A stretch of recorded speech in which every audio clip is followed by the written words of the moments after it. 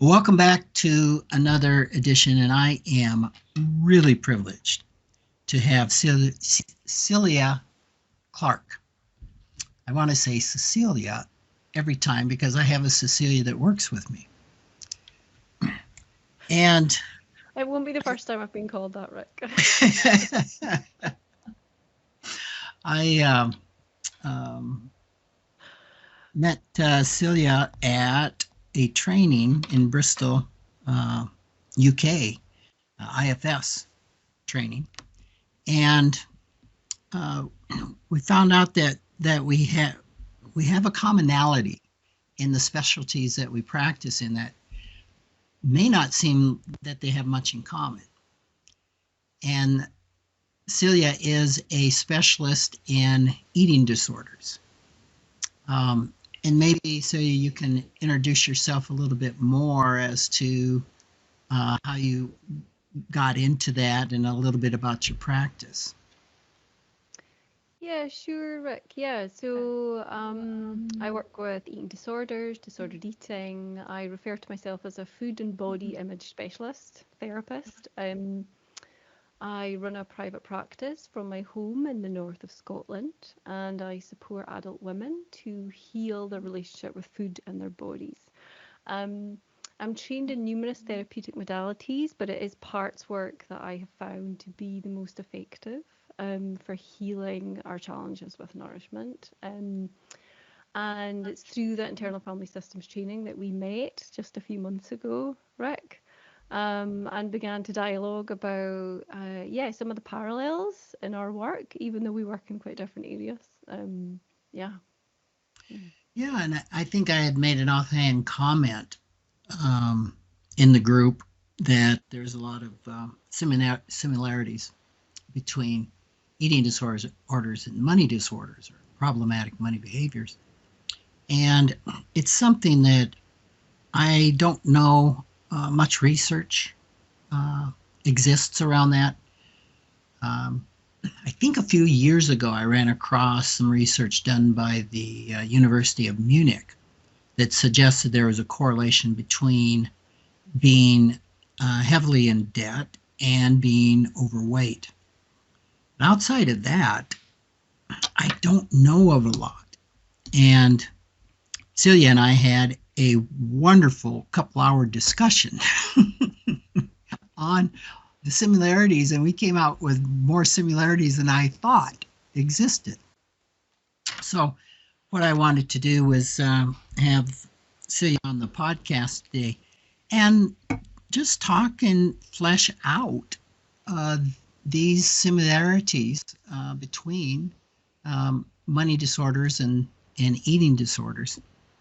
And maybe to start it off, I just did a podcast recently um, that talked about the failure of financial literacy to really improve people's relationship with money or to really improve financial behaviors with the point that oftentimes it's not about the money, which happens to be a subtitle of this podcast.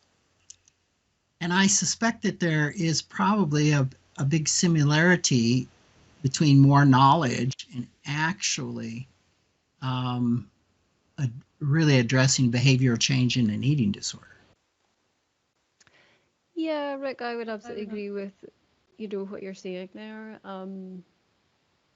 I think there's a real misunderstanding around this cultural idea that health is all about body size, when actually health is about so many other things. But people get caught in this, um, caught in the myth that, in order to be healthy, all I need to do is shrink my body. And there's a huge focus on, dieting, restricting, limiting food intake.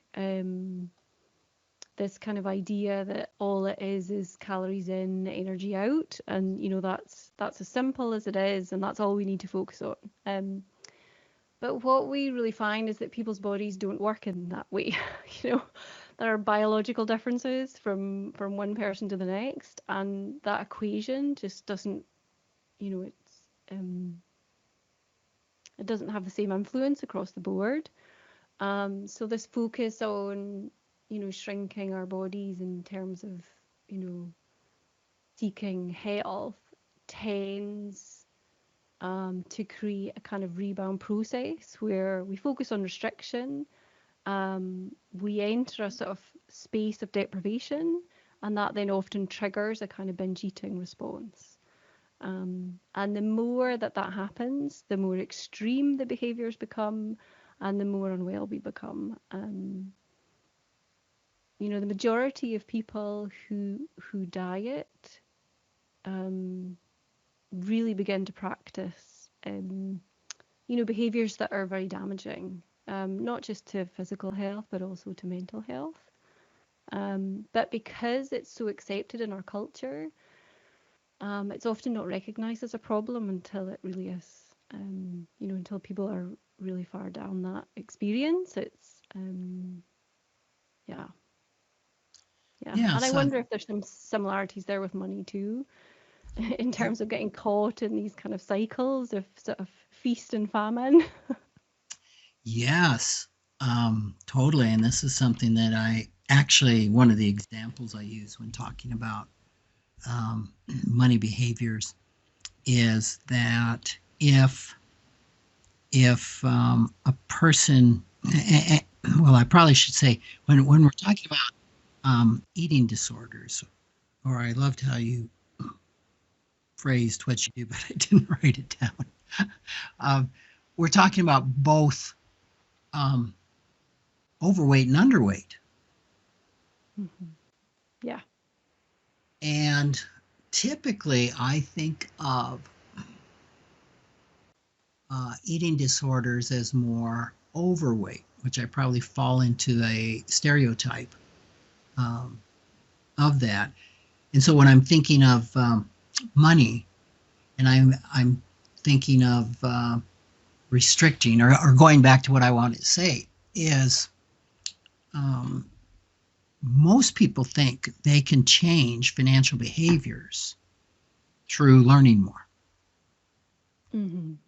And I have said that it's if it just took knowledge, if a person who was struggling with being overweight just knew more, if they just knew more about how calories work and what fat grams are and protein, they'd have it solved. Hmm. And we But know that's that's not the crazy. case. Yeah, and we know that that's not the case. We know that that's not the case. There's so much more going on because, as you mentioned earlier when you were sort of introducing the podcast, it is about the money, but it's actually not about the money. It's about what else is going on. And certainly in terms of food, it is about the food, but it's also really not about the food. It's about what's going on. It's what it's about what the food means to the person. It's about the relationship they have with the food. It's about um yeah, there's this really sort of relational piece that's so important to look at and to explore. And that's not really where people are being directed. You know, they are being directed at, you know, we'll just exercise more or just eat less or add more protein or, you know, do X, Y, and Z. And actually, it's more that kind of attachment piece. You know, if we start looking into like psychology of it, it's more that attachment piece that actually is at the root of, you know, folks' challenges with nourishment.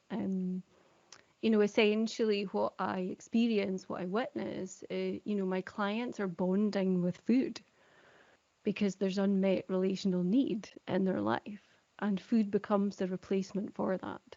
Um, and for those clients who undereat, it's actually the hunger that they begin to bond with, and that is the replacement for the relational need. Um, and I'm sure again there's some parallels, you know, in terms of your clients and their money challenges too there, Rick. Okay, so my wheels are really spinning right now. There's um, there's no doubt with money that knowledge is not going to solve, and I use a number, have for years, 80% of money issues. Now, I have no research behind that 80%. There is a segment of people that more knowledge will help. Oh, I didn't know that I can't spend more than comes in. I didn't understand the impact of taxes or the need to do this or whatever it is, just more knowledge. The lights come on, they change behavior. And I suspect there's a segment of people with an eating disorder where the knowledge might be what they need. Yeah, it might be, Rick, yes. Maybe for a smaller number, but I guess the clients who come to me are clients who are really, really unwell. And Exactly. there's That, often other layers of, earlier trauma, things like that that show up in their presentations. So, just knowing what to do isn't going to cut it. right. And that's so true because if more information solves a problem, they probably don't even get near you because it's solved, right? And the same with me in the financial therapy aspect of what I do. Typically, by the time they see either of us, it's pretty well established. It's not about the food. It's not about the money. And you were talking about this the cycle or the dieting, the restricting, um, the idea that this is simple in money terms. I just need to stop spending more than I'm making. Yeah. And it's not that simple. And I also, for a long time, have related the restriction, the diet, going on I'm going to cut this out of my budget. I'm not going to uh, do any more lattes. I'm not going to buy any more books. Um, whatever the issue is, as something not to do, because as we're deprived, it's just uh, pretty natural that something within us is going to arise to say, I can't take it anymore. And Yeah.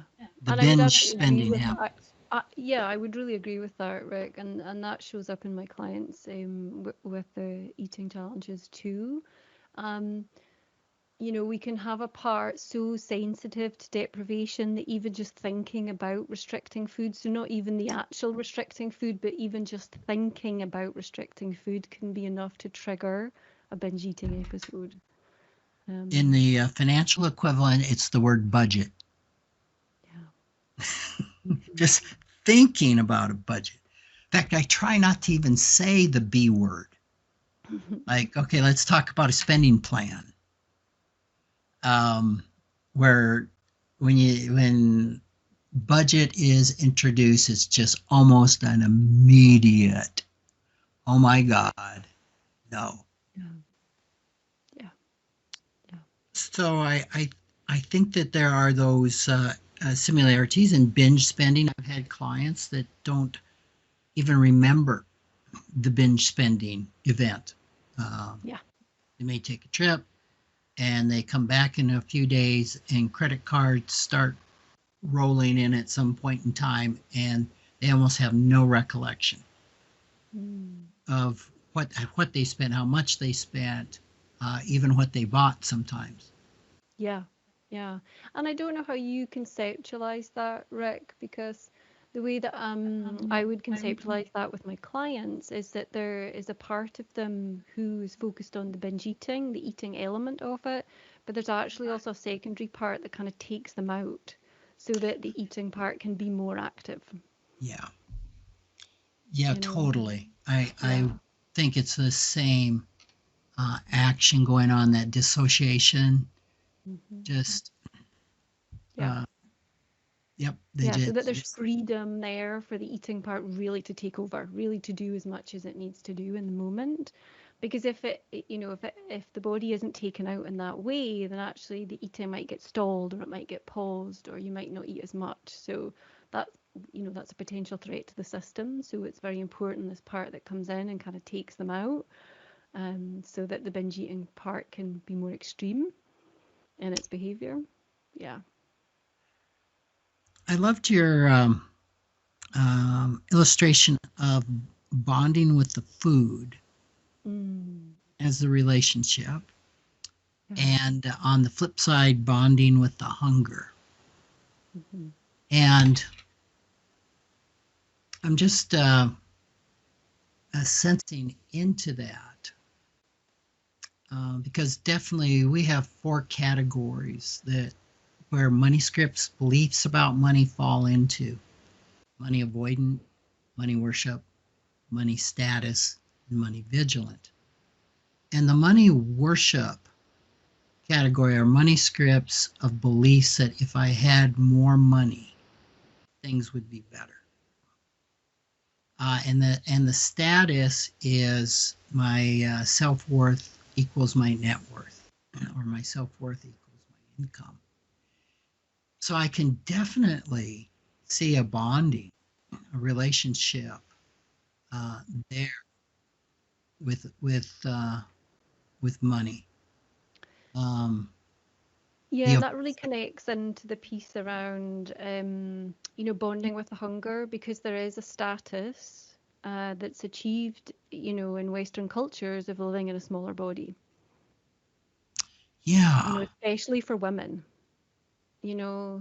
There's a lot of privilege that comes from living in a smaller body as a female in Western culture. So there is that status piece, that sense of achievement, that sense of success. Mm-hmm. Being able to restrict, being able to stick to the plan, being able to live in that smaller body. Yeah. So there's some overlap certainly with that status piece. Yeah. Yeah, I'm parts of myself are all excited here. You may not show on my face, but I'm just like, that fits so well. I hadn't thought about the privilege. Um, certainly there's certainly privilege of um, staying on the financial plan. Um, uh, being able to save money, but I'm also thinking more of the privilege in status of being able to spend money uh, for status that definitely can um, raise privilege on how I am viewed. Yeah. I think fits perfectly right with a thinner body. Yeah, definitely. Yeah, absolutely. Yeah. Um, Especially in a culture where, women's status and their worth is very much based on appearance in many circles. yep, boy, Yeah. that fits right into money status. Hmm. The car I drive, the clothes I wear, the vacations I take, the wine I drink, the restaurants that I eat at. Hmm. All of that really wraps into that. Hmm. Um, and I'm not real sure how that fits in with, for example, a money avoidant person, which um, it's just somebody who, oh, the phrase would be sticks their head in the sand or just wants to avoid it, doesn't want to talk about it, doesn't want to think about it, um, and can have a money script that, well, uh, the money will always be there, or we'll figure it out, or money's not important. Hmm. Um, which typically is avoiding a lot of the vulnerabilities, a lot of the woundedness, a lot of the trauma that comes up with that money. Managers just stepping in and, wait, let's just shut it down or dissociate or pretend that it's not even there. Yeah. I mean, I guess the real challenge around avoiding completely any connection with food, that's really difficult because we do need to eat in order to survive. Yeah. And I know we do need to kind of pay attention to money to some extent in order to survive. We have to pay for things most days, pay our rent, pay our bills, um, meet our basic needs through money. But in terms of avoiding food, it's really, really difficult because, most of us need to eat at least every 2 or 3 hours when we're awake. So there is this constant reminder that it's hard to get into that kind of avoidant place. We can maybe be avoidant about the problem, about talking about the problem or addressing the problem. But in terms of being able to avoid food completely, it's really quite difficult to do that given that we do need to eat pretty regularly during our waking hours. I think that's a huge similarity between uh, uh, food food issues and money issues. Is we also can't we can't avoid using money. Um, Um, we can wish that it wasn't there. We can wish that we didn't have to deal with it. But money touches everything that we do. yeah, So it's kind of a misnomer. And I think that's what makes money issues and food issues so similar because we need both of them. hmm yeah, we do. Yeah. So what is the successful plan in you can't avoid it. You can't avoid food. You've got to have it. But, so um, yeah, it's something that needs to be addressed. And I hate to use the word manage.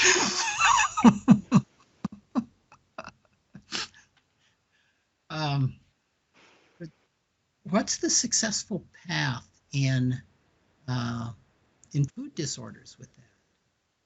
Well, I guess it depends on the client. Every client is unique in what they bring, but for me, the first steps are about focusing on safety.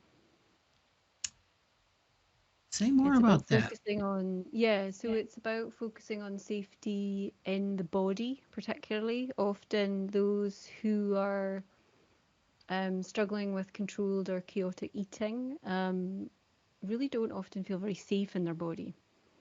And so they're using food to try and manage that lack of safety, to manage that dysregulation.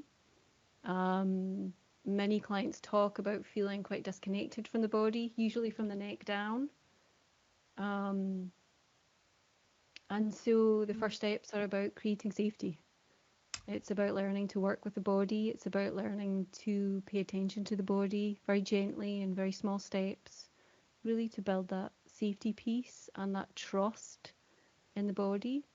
There's often a very strong disconnection from the body um, in order And would to that stay. be in either um, uh, under eating or overeating? I would say in both, yeah, Yeah. in both, yeah, absolutely, yeah, yeah. And then the next step is really identifying about what needs are being met, through the restriction or through the binge eating or through the kind of the pendulum effect of moving between feast and famine. What needs are being met there. And there's 6 kind of core needs that I've identified that often show up in eating patterns. So the first is about seeking connection and comfort through food or through the lack of food, through that hunger piece. Um, the second is about disconnection, that kind of numbing piece that we touched on a bit earlier. There's also a reward piece, which I think overlaps kind of in the money arena as well. Um, there's also this rebellion piece, which often shows up around a kind of lack of power, lack of autonomy. It's an eating part who tends to sort of step in because it wants in that moment to feel kind of powerful. So there is that rebellion piece, kind of I'll show you. Um, there's also a punishment piece, and that often needs a little bit of teasing out with people. But the punishment piece is really around, those clients with, pretty significant kind of earlier trauma, where they're so used to sort of sitting in a kind of deep sense of chronic shame that more immediate shame brings relief. And so that punishment piece comes in that way, that although it has consequences, although it appears to be harmful, it's actually providing some kind of relief in the moment.